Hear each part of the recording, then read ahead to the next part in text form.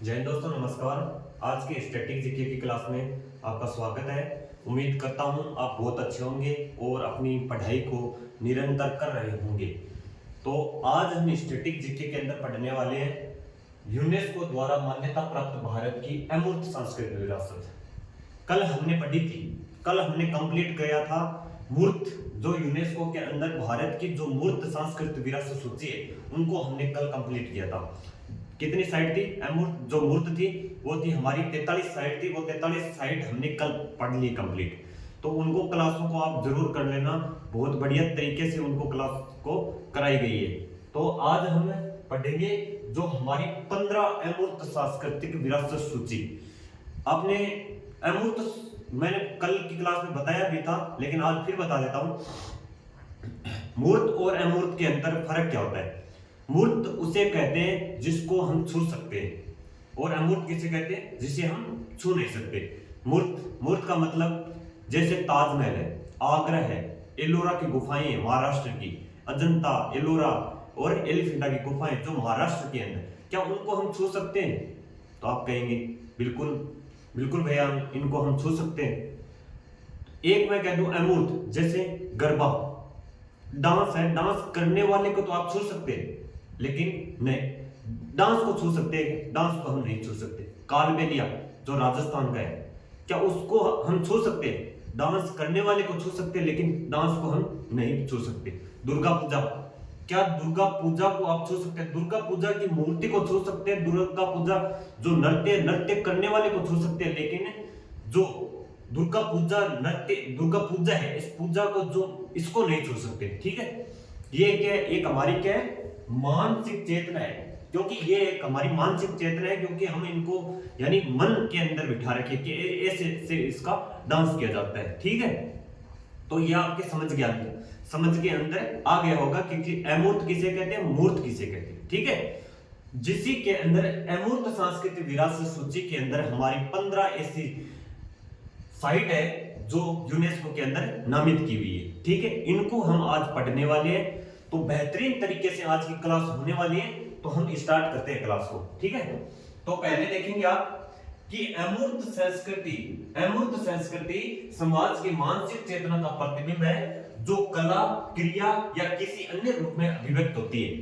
समझ में आई बात कि ये क्या है? मानसिक चेतना, कि इसको हमें छू नहीं सकते, इनको हम क्रियाकलाप के अंदर कि हमें सिखाई जाती है कि इसको कैसे किया जाता है। अलग अलग जो डांस फॉर्म है, इन डांसों को हमने कैसे करना होता है ये बताया जाता है, लेकिन हमें इसको छू नहीं सकते। ठीक है, तो पहली इसी के अंदर पूछ लिया जाता है, पहला मोस्ट इंपोर्टेंट प्रश्न आता है कि भारत की पहली अमूर्त सांस्कृतिक विरासत सूची कौन सी है? सूची के अंदर पहली साइट कौन सी है? ठीक है, वो अब हम 15 जो हमारी यूनेस्को के अंदर नामित की हुई है उनको हम क्रम से पढ़ेंगे, और बहुत इंपॉर्टेंट क्लास है। तो आज स्टार्ट करते हैं पहली से। पहला यूनेस्को के अंदर अमूर्त सांस्कृतिक विरासत सूची के अंदर हमारी पहली साइट कौन सी है? वो है हमारी साइट पहली कौन सी है? वैदिक जप। ठीक है, वैदिक जप। क्लास के अंदर साथ साथ में लिखते रहना, साथ साथ में उतार लेना क्लास को। वैदिक जप, ये है सबसे इंपॉर्टेंट पहली बात, क्योंकि इसके बारे में आपको पूछ लिया जाता है कि भारत की वो कौन सी पहली साइट है जो यूनेस्को की अमूर्त सांस्कृतिक विरासत सूची में शामिल की गई थी। तो आपको देना है उत्तर वैदिक जप। इसको कब शामिल किया गया था अमूर्त सांस्कृतिक विरासत सूची के अंदर? तो इसको शामिल किया गया था सन 2008 के अंदर। इसकी सन भी पूछ ली जाती है, सन 2008 के अंदर इसको यूनेस्को की अमूर्त सांस्कृतिक विरासत सूची में शामिल किया गया था। तो लिख लो, यूनेस्को की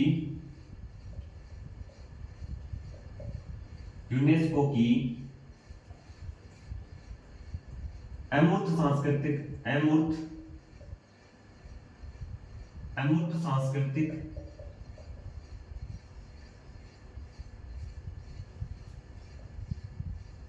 सूची में शामिल किया गया,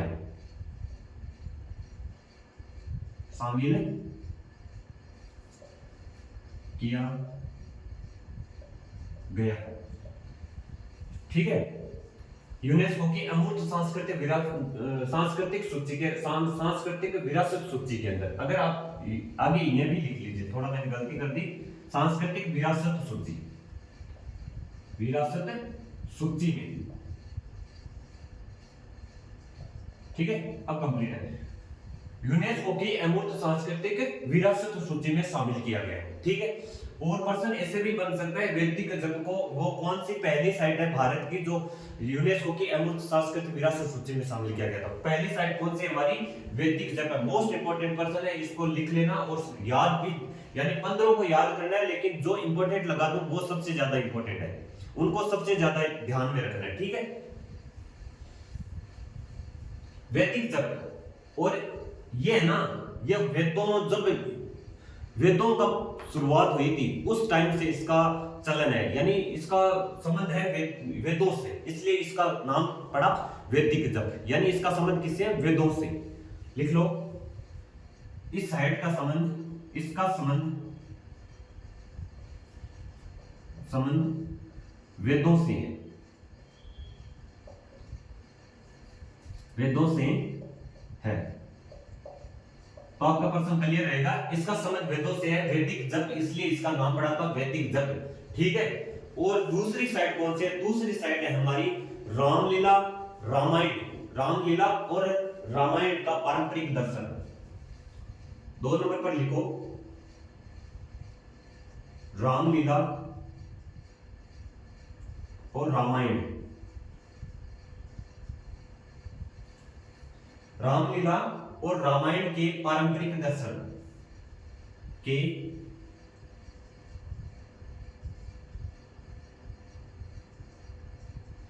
पारंपरिक दर्शन, ठीक। रामलीला और रामायण के पारंपरिक दर्शन, इस इनको कब शामिल किया गया था?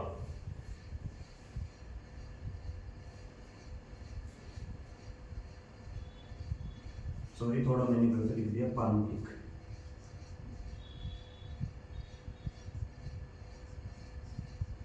पारंपरिक, रामलीला और रामायण के पारंपरिक दर्शन, इनको कब शामिल किया गया था?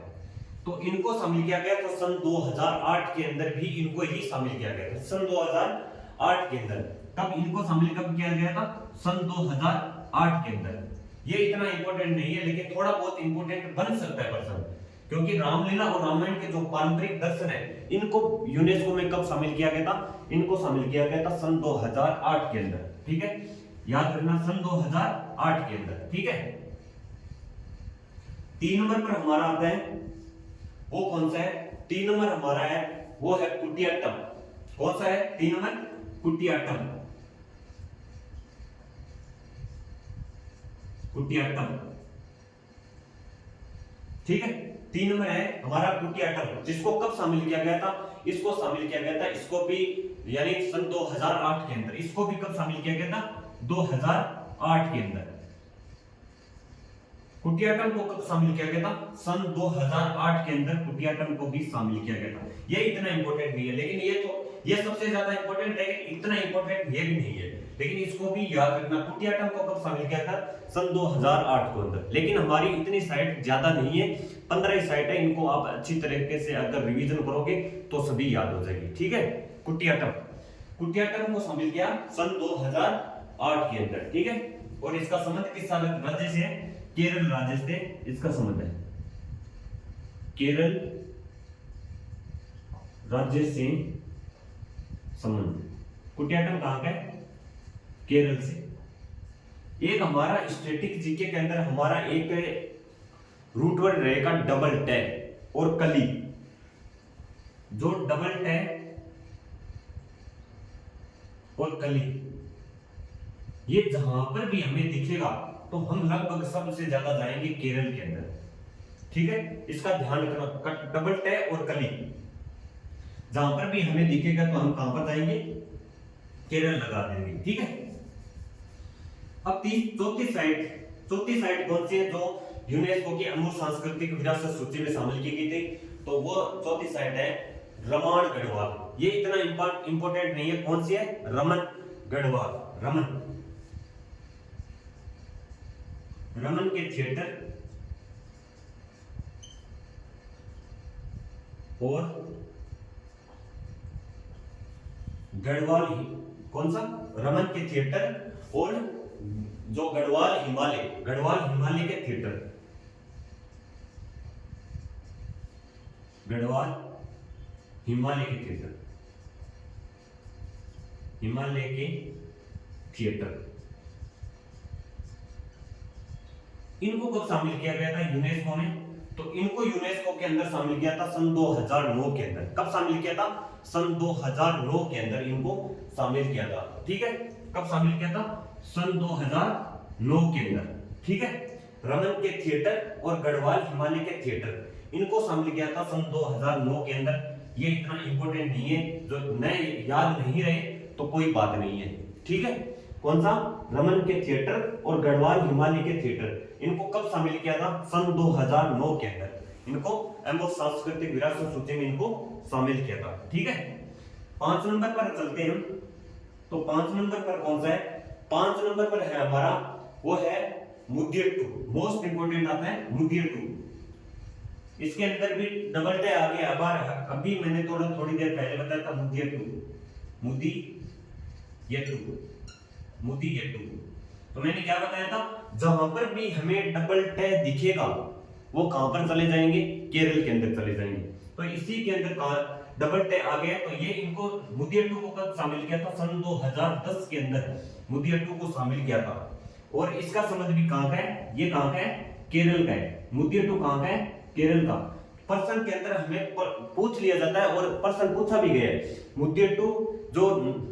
मुदियट्टू है, इसको केरल यानी किस राज्य से संबंध है? मुदियट्टू का किस राज्य से संबंध है? ठीक है, क्या ये एक केरल की सांस्कृतिक धरोहर है? केरल की एक सांस्कृतिक धरोहर है। लिख लो, धरोहर है।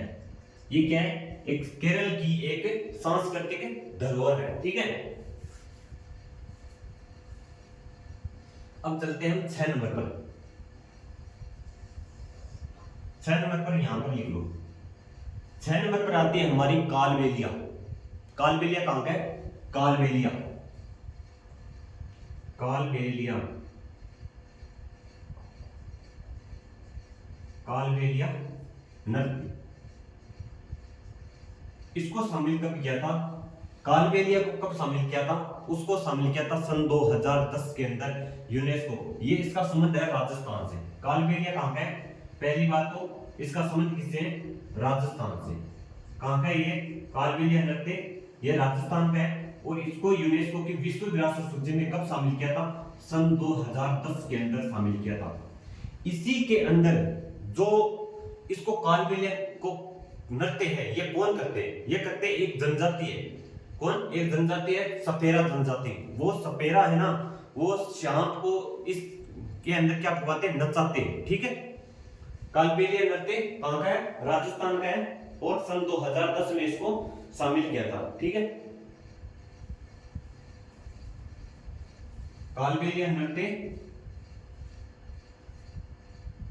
कालबेलिया नृत्य, कालबेलिया और राजस्थान की नृत्य। ठीक है, कालबेलिया नृत्य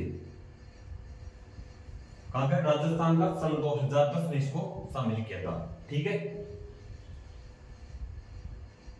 इसमें या आगे चलते हैं हम 7 नंबर पर। ठीक है, 7 नंबर पर कौन होगा? वो होगा हमारा छऊ नृत्य। जो छऊ नृत्य, छऊ नृत्य है, इसको कब शामिल किया था? तो छऊ नृत्य को भी शामिल किया था सन 2010 के अंदर। छऊ नृत्य मान्यता प्राप्त यानी 3 प्रकार के होते हैं। छऊ नृत्य है ना, वो कितने प्रकार के होते हैं? 3 प्रकार के। इनको हम आगे नृत्य के अंदर पढ़ेंगे, लेकिन यहाँ पर भी मैं एक बार बता देता हूँ। छऊ नृत्य कितने प्रकार के? 3 नृत्य होते हैं। पुरुलिया छऊ, सरायकेला छऊ और एक और कौन सा होता है? पुरुलिया छऊ, सरायकेला छऊ और मयूरभंज छऊ। ये 3 प्रकार के होते हैं। एक लिख लो, छऊ नृत्य के प्रकार। छऊ नृत्य के 3 प्रकार। ठीक है, कितने प्रकार के होते हैं छऊ नृत्य? 3 प्रकार के होते हैं। एक कौन सा है? पुरुलिया छऊ, पुरुलिया छऊ। एक होता है मयूरभंज छऊ, मयूरभंज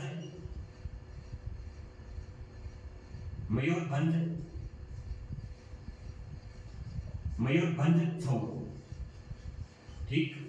और एक होता है सरायकेला छऊ, सरायकेला छऊ।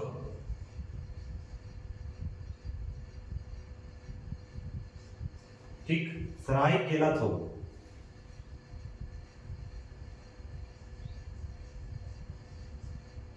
सरायकेला छऊ। अब इनकी जो कौन सा छऊ नृत्य कौन से राज्य के अंदर मनाया जाता है, इनकी ये भी पूछ लिया जाता है। ठीक है, मोस्ट इंपोर्टेंट है, मैंने यहाँ पर मोस्ट इंपोर्टेंट नहीं लगाया। मुद्दे सबसे ज्यादा इंपोर्टेंट, कालबेलिया सबसे ज्यादा इंपोर्टेंट, यहाँ पे ये भी इंपोर्टेंट है, छऊ भी इंपोर्टेंट है। ठीक है, इंपोर्टेंट मैंने लगा दिए। पुरुलिया छऊ कहाँ पे है?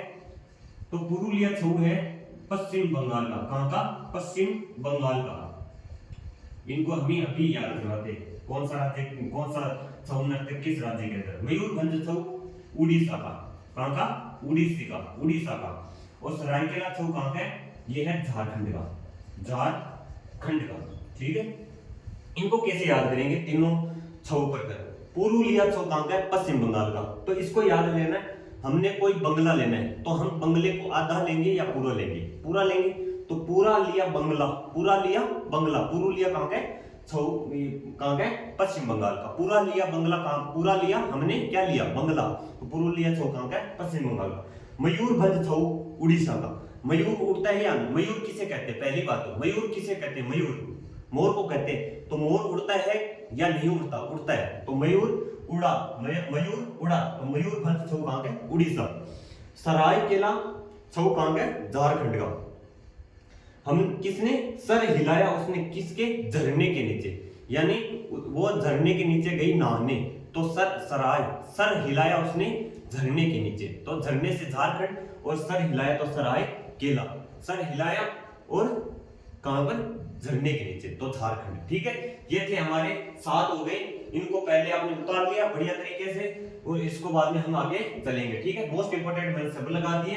एक बार इनका रिवीजन कर लेते, उसके बाद में हम आगे नेक्स्ट चलेंगे। अमूर्त संस्कृति समाज की मानसिक चेतना का प्रतिबिंब है, और ये हमारे कितने अमूर्त सांस्कृतिक विरासत सूची के अंदर कितनी शामिल है? हमारी 15। वैदिक जब 2008 के अंदर शामिल, यूनेस्को के अमूर्त सांस्कृतिक विरासत सूची में शामिल किया गया, यानी ठीक है पहली साइड है। और रामलीला, रामायण, पारंपरिक दर्शन ये 2008 के अंदर शामिल किया था।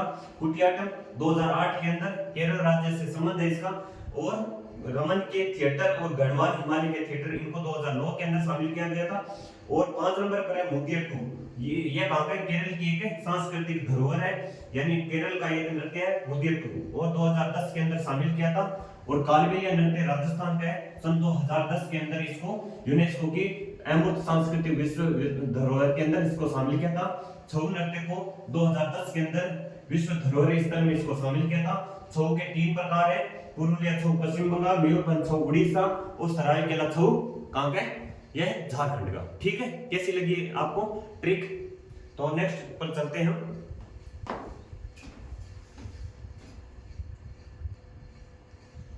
अब हम 8 नंबर पढ़ेंगे।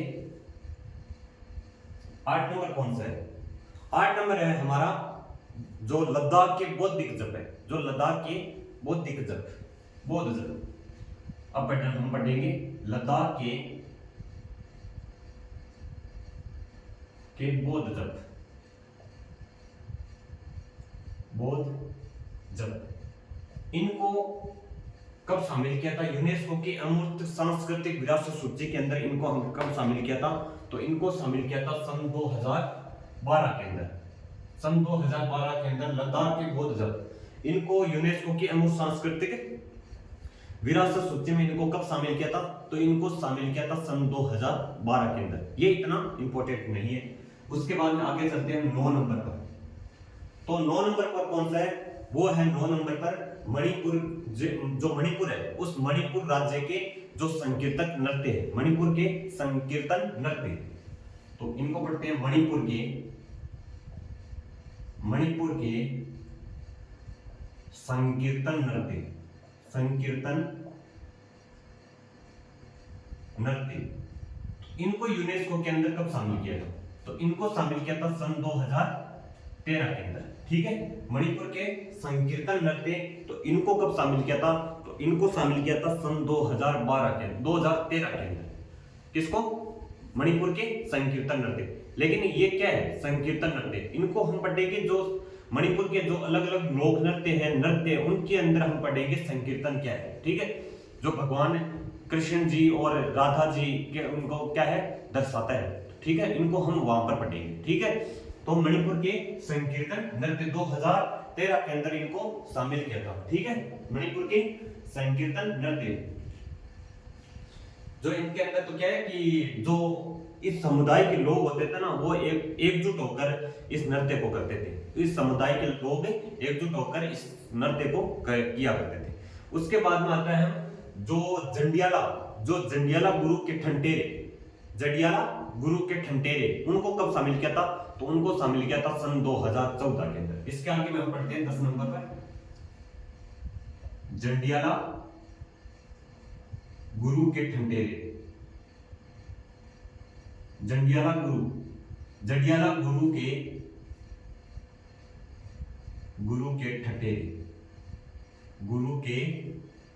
ठठेरे,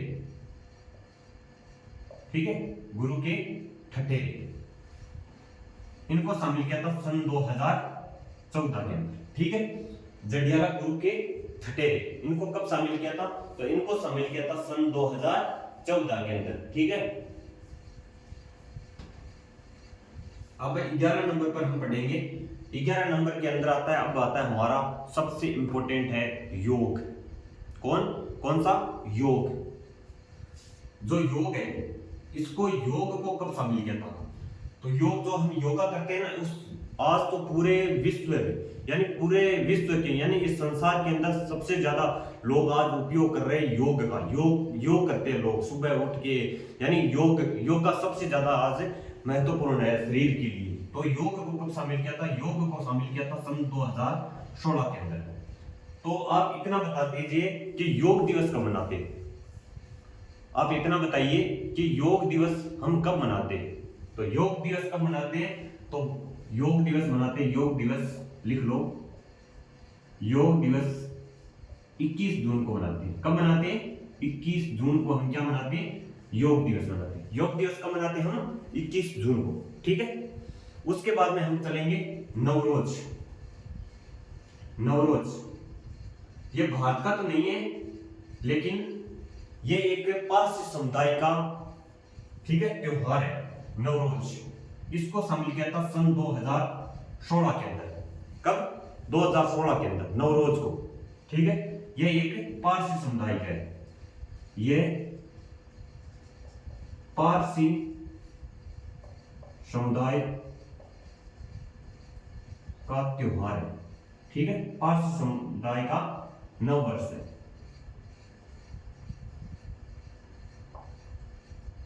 नवरोज का मतलब होता है नया दिन। नवरोज का मतलब क्या होता है? नया दिन, ठीक है।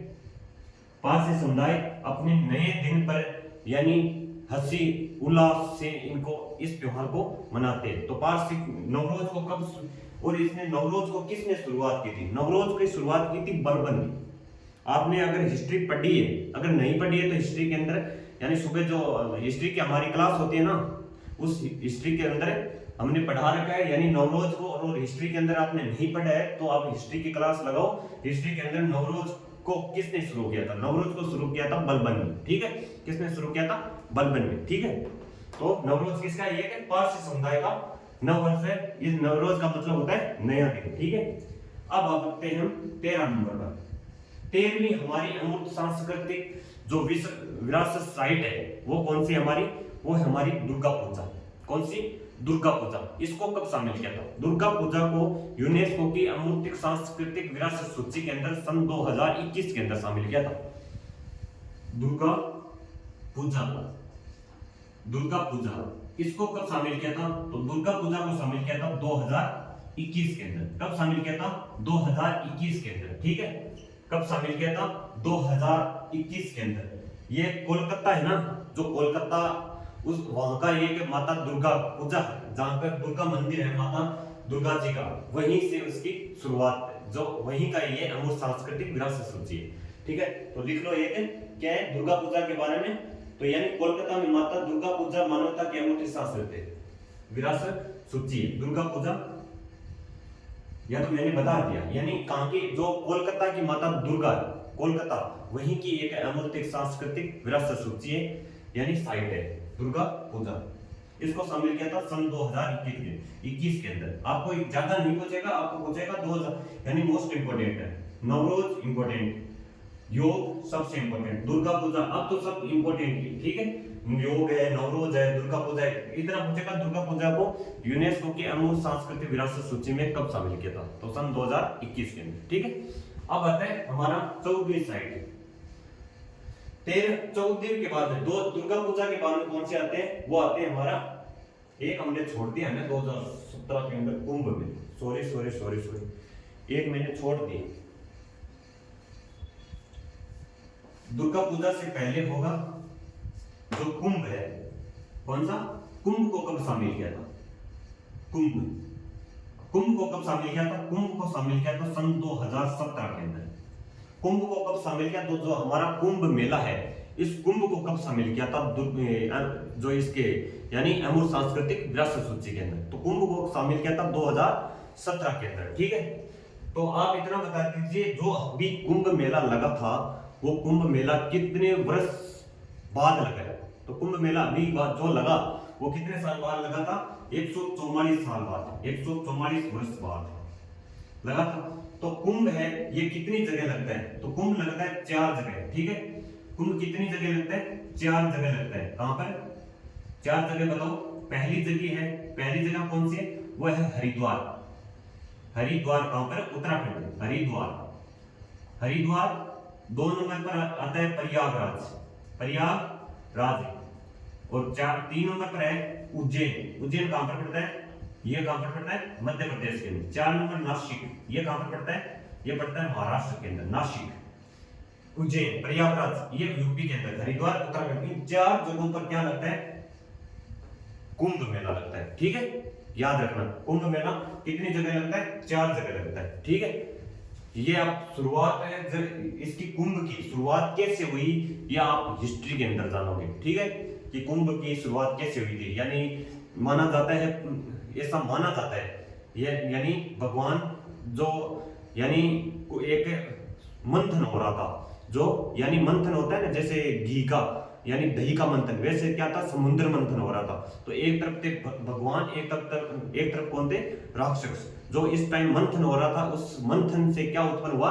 यानी ये जो पवित्र अमृत उत्पन्न हुआ था, उस अमृत को यानी एक लाइन के अंदर क्या बैठ गया? जो राहु केतु है, जो राक्षस है, वो लाइन के अंदर बैठ गया। उस राक्षस ने क्या कर लिया था? यानी उसको अमृत को पी लिया। तो भगवान ने सुदर्शन चक्र चला के उस राक्षस की गर्दन काटी थी। इसलिए माना जाता है कि जहां पर यानी वो उस टाइम युद्ध के समय क्या, जब वह पी रहा था, यानी उसकी गर्दन काट दी, तो जो छांटे पड़े, यानी जो उस युद्ध के समय जो छांटे पड़े थे ना, उस समय क्या करता है? जहां पर छांटे पड़े थे वहीं पर क्या हो जाता है?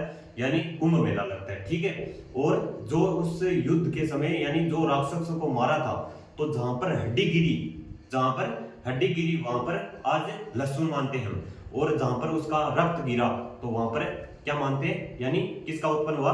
प्याज का उत्पन्न हुआ। और जहां पर हड्डी गिरी वहां पर लहसुन का उत्पन्न हुआ, ये माना जाता है, ठीक है। अब आती है 14 नंबर साइड, कौन सी थी? हमारी दुर्गा पूजा। इसको कब शामिल किया था? तो दुर्गा पूजा को शामिल किया था 2021 के अंदर, यूनेस्को के अंदर, ठीक है। अब आती है 15वीं साइट हमारी, हम यहां पर पढ़ लेते हैं 15वीं साइट, वो है हमारी गरबा कहां का? गरबा का समझ, पहली बात तो है कहां की? ये है गुजरात की। कहां की है? गुजरात की। और सन 2023 के अंदर इसको शामिल किया था गरबा को, ठीक है। गरबा कहां की? गुजरात की। जो डांडिया डांडिया गरबा, डांडिया अलग है, हर गरबा अलग है। गरबा नृत्य कहाँ का है? गुजरात का। गरबा नृत्य को कब शामिल किया था? इसको शामिल किया था 2023 के अंदर यूनेस्को की अमूर्त सांस्कृतिक विरासत सूची की हमारी 15वीं साइट कौन सी है? वो है गरबा। ठीक है, याद रखना गरबा। ठीक है, और इसके बारे में एक लाइन लिख लो, गरबा, गरबा है ना, गरबा ये हमारी सामाजिक और लैंगिक जो समावेशिता को बढ़ावा देता है। हमारी जो सामाजिक और लैंगिक समावेशिता को क्या देता है? ये बढ़ावा देता है। गरबा नृत्य हमारी सामाजिक और लैंगिक समावेशिता को बढ़ावा देता है। बढ़ावा, ठीक है। क्या? गरबा नृत्य हमारे सामाजिक और लैंगिक समावेशिता को बढ़ावा देता है। तो ये थी हमारी जो अमूर्त सांस्कृतिक विरासत सूची की क्लास, जो कल बीच में रह गई थी, यानी कंप्लीट नहीं कर पाए, तो आज हम इसको कंप्लीट कर लिए इस क्लास को। यानी अमूर्त सांस्कृतिक विरासत सूची, यानी अमूर्त सांस्कृतिक, ये नहीं, हम कल साथ में पढ़ने वाले थे। जो 43 साइट पढ़ी थी ना हमने, उसके साथ में हम इसको पढ़ने वाले थे, लेकिन इसको अलग से हमने क्यों पढ़ा कि थोड़ा लंबा हो जाएगा वीडियो, तो इसको हमने अलग पढ़ा। ठीक है, क्लास लंबी हो जाएगी इसलिए हमने इसको अलग रख लिया। तो ठीक है, अलग से थोड़ा बढ़िया समझ में आ गया। ठीक है, ये थी हमारी 15 यूनेस्को की अमूर्त सांस्कृतिक विरासत सूची के अंदर शामिल हमारी भारत की कितनी है? 15 साइट है। ठीक है, इनको हम बढ़िया तरीके से इसको कर चुके हैं, तो इनको आप रिवीजन करना, बढ़िया तरीके से रिवीजन करोगे तो आपको सब कुछ क्लियर हो जाएगा। जो इंपॉर्टेंट लगाई है ना, वो सबसे ज्यादा इंपॉर्टेंट है।